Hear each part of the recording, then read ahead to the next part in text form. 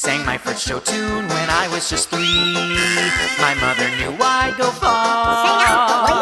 I've been a show queen since way before Glee.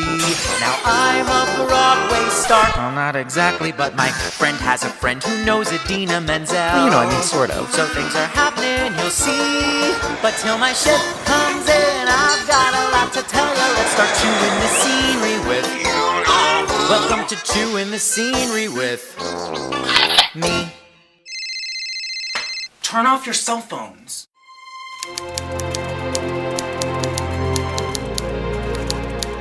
I remember one time driving over the Golden Gate Bridge on my way downtown to the theater.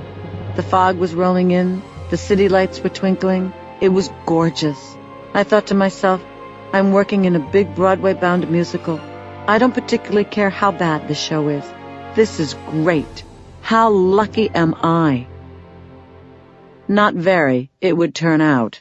I may have thought I was having a great time, but we were still caught in the power struggle between David Merrick on one side and Stephen Schwartz on the other. One particular bone of contention was a solo of mine, Meadowlark. It's a beautiful soaring ballad, but at 7 minutes plus, it was way too long, David insisted, yet Stephen refused to cut it. Needless to say, I was on Stephen's side. While we were running in Boston, David Merrick was overheard in a bar vowing, I'll get that song out of the show if I have to poison the bird seed. He then took matters into his own hands to solve the problem. The next day, we had both a matinee and an evening performance.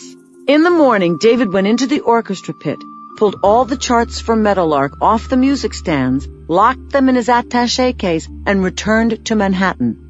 But David's victory was short-lived. When Stephen found out what had happened, he took countermeasures. The charts magically rematerialized.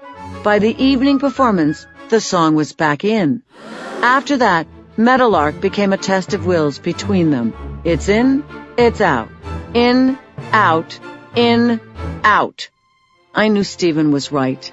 It is one of the most beautiful musical theater songs ever written, and even though the show never made it to New York, it has become almost as much a signature song of mine as the one about tears in Argentina.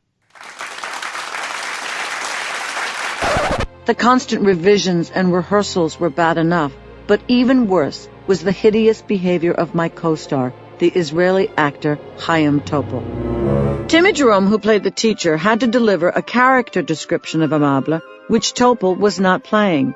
So Timmy decided to go to his dressing room to discuss the lines with Topol to see if there could be some resolution. Timmy's lines described Amable as old, jolly, and in love with Genevieve. Timmy said, "You aren't playing that, so it makes no sense when I say it." Topol contemplated what Timmy had said and replied, yes, I see. Let me think about it. The next day, he put white powder in his hair and went on stage playing jolly like a hillbilly in heat, making goo-goo eyes at me, Genevieve. Shortly after we arrived in Washington, D.C., the last stop on our pre-Broadway tour, Topol was gone. My new Amable was the American actor Paul Sorvino. He joined our company all full of bravado, enthusiasm, and superiority. He was also the classic show-off tenor. Whenever a new cast member would enter the rehearsal room, he would hit a high C. It was like having howdy doody at Auschwitz. "What's the matter with you?" he said on his first day with the company. "Where's your energy? Come on, give it your all. We've got to pull this together." Oh, shit.